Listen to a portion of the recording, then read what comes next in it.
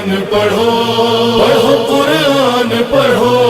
پڑھو قرآن پڑھو پڑھو قرآن پڑھو۔ اعوذ باللہ من الشیطان الرجیم، بسم اللہ الرحمن الرحیم، الحمد للہ رب العالمین، والصلاة والسلام علی محمد وعلی آلہ الطیبین الطاہرین، واللعنۃ الدائمۃ علی اعدائہم اجمعین، اما بعد فقد قال اللہ سبحانہ وتعالی فی کتابہ المجید، بسم اللہ الرحمن الرحیم، وإلی ثمود اخاہم صالحا قال یا قوم اعبدوا اللہ ما لکم من الہ غیرہ ہوا انشأکم من الارض واستعمرکم فیہا فاستغفروا ثم توبوا الیہ ان ربی قریب مجیب۔ محترم سامعین کرام، پروگرام قصص القرآن کے ساتھ آپ کی خدمت میں حاضر ہیں، اور گزشتہ گفتگو میں آپ کی خدمت میں قوم سمود کے بارے میں ہم نے کچھ معروضات عرض کیے تھے کہ ان کی خصوصیات کیا تھیں۔ آج کی گفتگو میں آپ کی خدمت میں پیش کریں گے کہ حضرت صالح علیہ السلام نے اپنی قوم کو کس چیز کی طرف دعوت دی۔ حضرت صالح علیہ السلام نے اپنی قوم کو دیگر انبیاء کی طرح جو ان کی دعوت کا اصلی محور تھا وہ توحید پروردگار تھا، یعنی اپنی قوم کو دعوت دی کہ وہ ایک خدا کی پرستش کریں، خدا کے ساتھ کسی کو شریک نہ کریں اور بتوں کی عبادت نہ کریں، جیسے کہ خداوند کریم فرماتا ہے قال یا قوم اعبدوا اللہ ما لکم من الہ غیرہ۔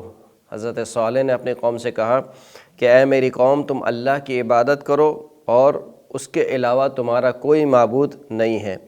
قد جاءتکم بینۃ من ربکم، جبکہ تمہاری جانب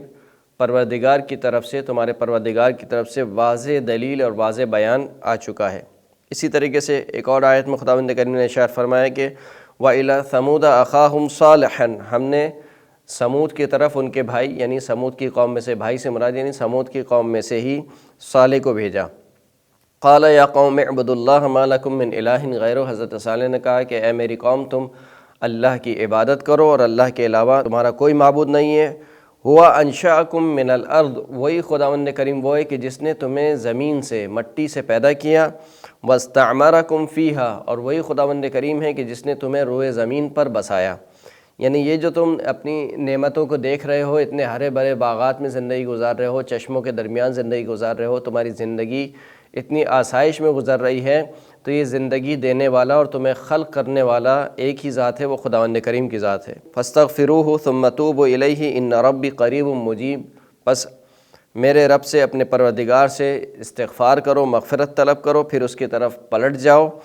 بے شک کہ میرا پروردگار جو ہے بہت اپنے بندوں سے بہت نزدیک بھی ہے اور جواب دینے والا بھی ہے۔ تو محور اصلی جو تھا حضرت صالح کی دعوت کا وہ توحید پروردگار تھی۔ اس کے ساتھ ساتھ اس توحید پروردگار کے عقیدے کو ماننے میں جو چیز مانے آ رہی تھی، یعنی جو چیز رکاوٹ بن رہی تھی، اس کو بھی حضرت صالح نے ذکر کیا۔ وہ کیا چیز تھی؟ وہ چیز یہ تھی کہ ایک تو غفلت کی زندگی گزار رہے تھے، اور غفلت سے بڑھ کر انسان کا کوئی دشمن نہیں ہے، لہٰذا حضرت صالح دیگر انبیاء کی طرح بار بار اپنی قوم کو یاد دلا رہے تھے کہ فاذکروا آلاء اللہ، اللہ کی نعمتوں کو یاد کرو، ولا تعثوا فی الارض مفسدین، اور زمین پر فساد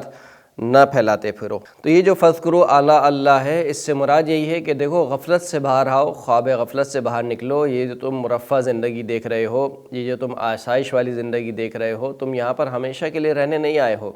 بس تمہیں کہیں جانا ہے، تم کہیں سے آئے ہو، تمہیں کہیں جانا ہے، وہاں کی فکر کرو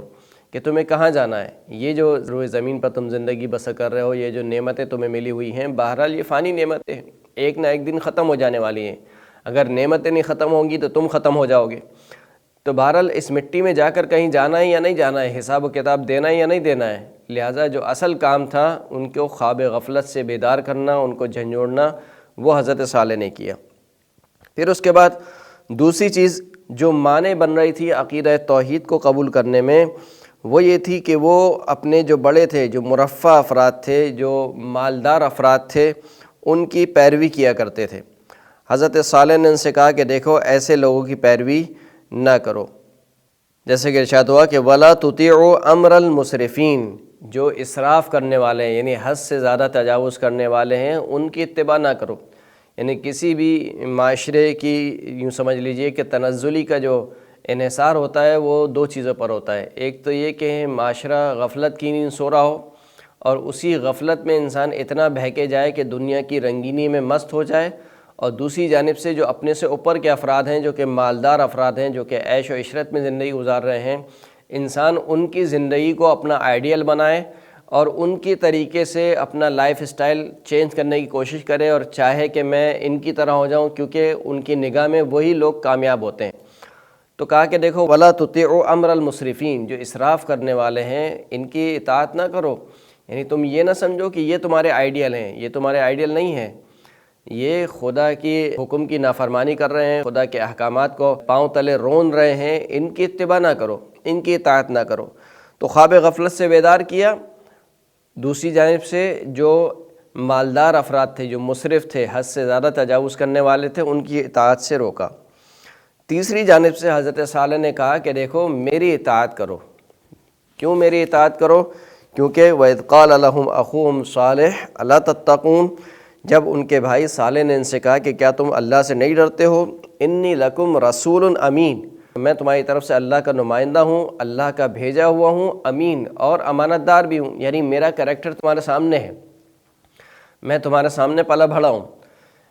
میرے کردار میں جو ہے وہ کوئی کجی نہیں ہے، لہٰذا میں رسول بھی ہوں اور امین بھی ہوں۔ فاتقوا اللہ واطیعون، پس اللہ سے ڈرو، اللہ کا تقوی اختیار کرو، واطیعون اور میری اطاعت کرو۔ بھائی آپ کی اطاعت کیوں کریں؟ کہا کہ وما اسألکم علیہ من اجر، میں تم سے اس پر کوئی اجر نہیں چاہتا ہوں، یعنی میری سچائی کی سب سے بڑی دلیل یہ ہے کہ میں تم سے کوئی مادی ضرورت کا تقاضا نہیں کر رہا ہوں، یعنی میں اگر جھوٹا ہوتا یا میں نے کوئی من گھڑت دین بنایا ہوتا تو اس کے پیچھے میرے کچھ مفادات ہوتے، میرا اپنا کوئی مفاد نہیں ہے۔ میں نہیں چاہتا ہوں کہ تم مجھے مال و دولت لا کے دو، میں نہیں چاہتا ہوں کہ تم مجھے سردار بناؤ، تم میری رعیت بن جاؤ، میں تمہارا بادشاہ بن جاؤں، تم میرے غلام بن جاؤ، میں اس طریقے کی کوئی بھی چیز نہیں چاہتا ہوں۔ جب میں یہ چیز نہیں چاہتا ہوں تو اس کا مطلب یہ ہے کہ میری دعوت میں میرا مفاد نہیں ہے، میں تمہارے مفاد کے لیے باتیں کر رہا ہوں کہ میں تم سے کوئی اجر نہیں چاہتا ہوں۔ ان اجریہ الا علی رب العالمین، میرا اجر نہیں ہے سوائے عالمین کا جو پروردگار ہے اس کے اوپر میرا یہ اجر ہے۔ تو حضرت صالح نے اپنی قوم کو جس طرف بلایا وہ محور اصلی توحید پروردگار کا عقیدہ تھا، اور اس توحید پروردگار کے عقیدے کو ماننے میں جو چیز مانے آ رہی تھیں ان سے حضرت صالح نے اپنی قوم کو جھنجھوڑا۔ ایک خواب غفلت، دوسرا مسرفین مالدار افراد عیش و عشرت میں زندگی گزارنے والوں کی اطاعت سے روکا، اور دوسری جانب سے اپنی اطاعت کی دعوت دی کہ میں الہی نمائندہ ہوں، خداوند کریم کی جانب سے آیا ہوں،